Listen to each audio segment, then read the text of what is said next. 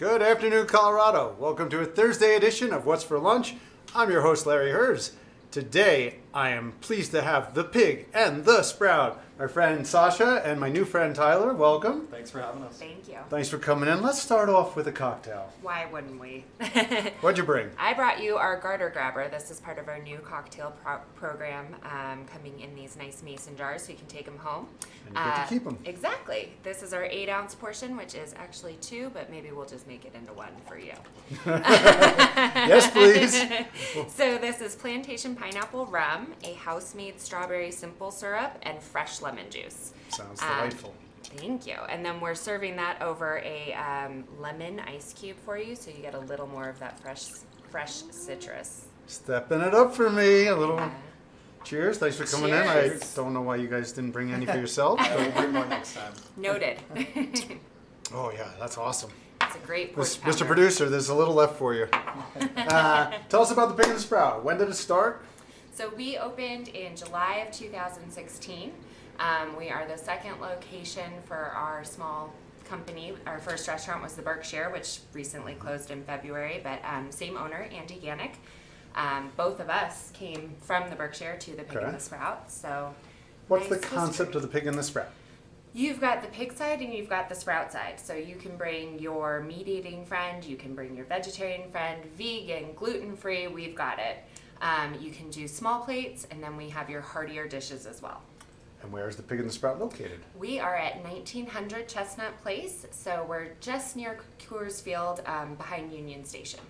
Okay, and what are your hours these days? These days we are open Monday through Friday from 11 a.m. to 9 p.m. We've just extended our weekend hours, so that's exciting. Saturdays we're open at 9 a.m. for brunch, and we close at 9 p.m. And then Sundays we're open from 10 to 8. And Tyler, you're the chef there? Yes, sir. Tell us a little bit about you. What's your background? Well, like Sasha said, we both came over from the Berkshire. I had been at the Pig and the Sprout for about 3 months now. Went to Johnson & Wales University in Denver here.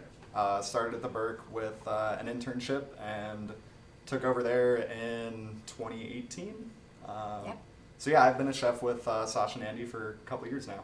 In some ways, I think you're lucky that you closed the Berkshire in February, so you're not dealing with this. Absolutely. It would have been much more difficult to be getting through this with the 2 restaurants and potentially closing now. Now, Right. today I'm on a conference call with Governor Polis and the Colorado Restaurant Association. Did you hear about this at 2:30? Absolutely. We'll be tuning in as Yep. well. Yeah. You saw the initial plans, right? Yes. Any comments? We're very lucky at the Pig and the Sprout. We already have a lot of space.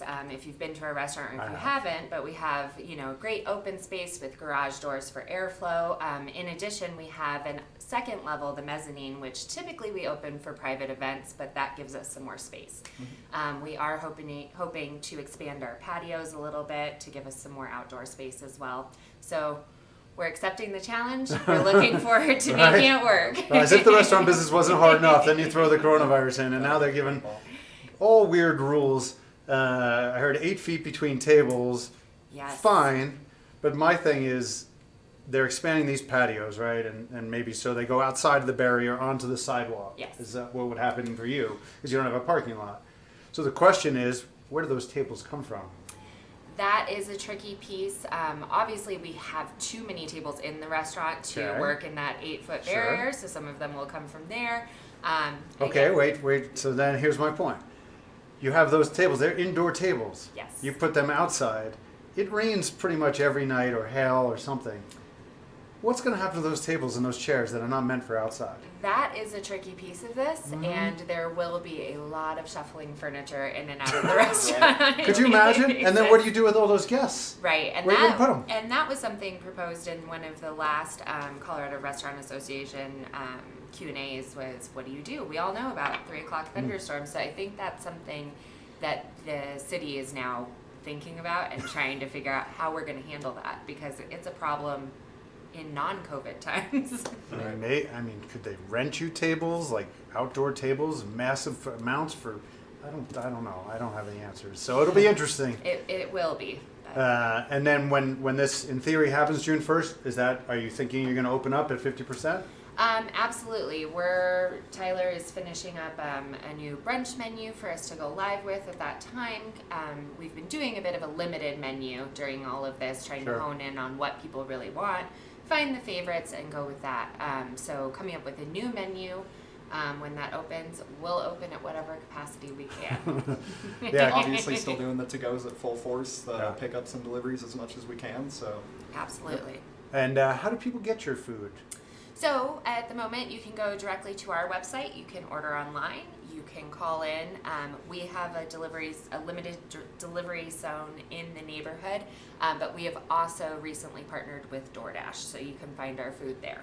But you prefer... We'd prefer if you order directly through us. Also, DoorDash can't deliver booze. We can. Don't use hook, line, and sinker. So yes, So, through Sasha- our website, call in. You and I go back a little ways. Yes. Give them a little bit of your history. Yes, so I started in the restaurant industry at 14. True story. Yes, I started at the Saucy Noodle. Yeah. However, if you know Denver history, Saucy Noodle burnt down right about that time, unfortunately. So I began at Carmine's on Penn, which Anybody ever heard of that place? Carmen's on Penn? This was Larry's original restaurant. Yeah. We missed paths there, but then I went to work at 730 South with you. Best job she ever had. Exactly, it was my favorite. I still make that garlic vinaigrette on the weekly. You do? I You do, love that I on that love wedge it. salad. She's That was been your- trying to get that on menu. Come on, really? The whole I gave you time. the recipe, Oh didn't yeah, I? you did. Oh, I had it for dinner last weekend. I have not made a single recipe from there. I've been gone now 2.5 years. I do have them all. Yep. People are like, can you send me the French onion soup recipe? I'm like, send it to you, but how are you going to make that much? Do the math on it. It was some trial and error to get On the the exact right garlic ratio vinaigrette. for one mason jar. Yeah. All right, most importantly, what'd you bring me for lunch today? So we brought 3 of our favorites, some of them classic, some of them new. I guess I'll start on the app side of things. Okay. With our smoked and grilled in-house wings. Brine them for at least 12 hours, smoke them for a minimum of 3, and then they just go straight on the grill, get those nice marks, a little bit of char on them. We brought the 4 dipping sauces that we're offering with those, classic buffalo, house-made barbecue, an ancho chili butter, and an Asian buffalo sauce. Mr. Producer.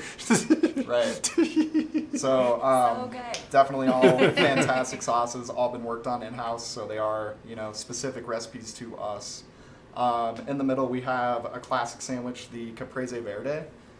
So that's going to be a roasted tomato with a fresh mozzarella, fresh spinach, and a balsamic glaze on Sprouts sourdough. on the side. Right, we brought the vegan sprouts to kind of show off our sprout side of the menu. So crispy fried Brussels sprouts, topped with nutritional yeast and a carrot bacon. Nutritional yeast. So What yeah, is that? nutritional yeast is kind of a hot button item right now. Gives you that cheesy umami without the cheese. Okay. Yeah, a little meaty, but totally vegan.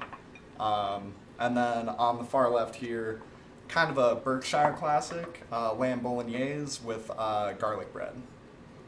Mr. Producer's eyeing that one. Yeah. And this lamb bolognese, we are serving this in many formats. You can get it as dinner for 1. We have it as part of our date night boxes. So that comes for 2 with salad, dessert, a bottle of wine, and a roll of toilet paper. So this one can be formatted there. We also have a sprout side, which is a veggie mac and cheese. You can also find those both on our new catering menu. So lots of formats available for that option.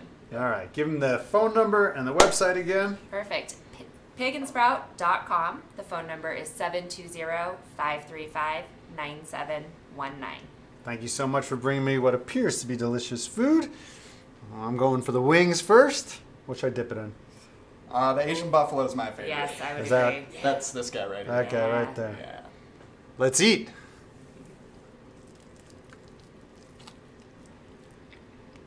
Oh yeah. That's freaking amazing. What the fuck? Thanks, man.